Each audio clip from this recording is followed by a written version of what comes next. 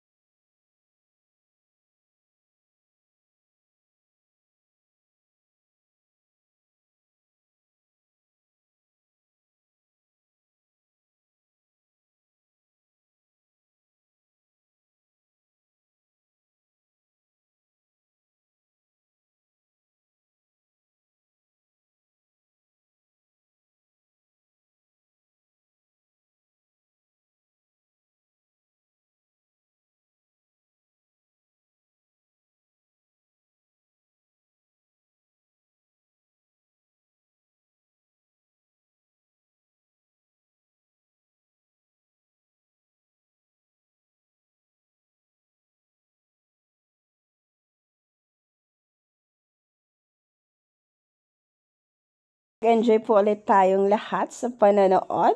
So, malapit nang matapos ito. So, thank you so much everyone. Merry Christmas ulit. And of course, Happy New Year. Blessed Happy New Year sa ating lahat.